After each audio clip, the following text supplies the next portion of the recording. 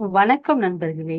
இன்று நான் விடாமுயற்சியை பற்றி பேசப் போகின்றேன்.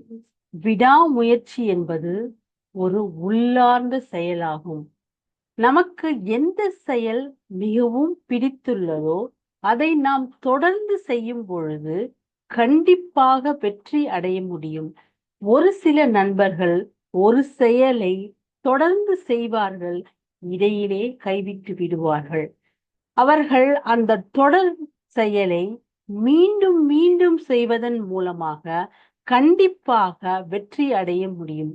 புதிதாக ஒரு மொழியை கற்க முயன்றாலோ அல்லது உடற்பயிற்சி, யோகா அல்லது எழுத்து பயிற்சி, ஏதேனும் நீங்கள் புதிதாக ஒன்றை கற்க முயலும் பொழுது மீண்டும் மீண்டும் செய்வதன் மூலமாக கண்டிப்பாக ஒரு நாள் வெற்றி அடைய முடியும்.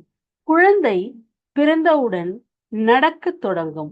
முதல் அடியை வைக்கும் பொழுது அது பல முறை தவறி விழுந்துவிடும். அது மீண்டும் மீண்டும் முயற்சி செய்து தன்னுடைய இலக்கை அடையும்.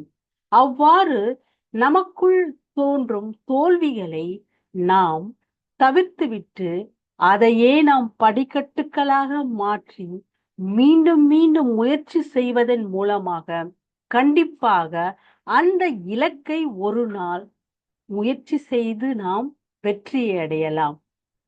நன்றி, வணக்கம் நண்பர்களே.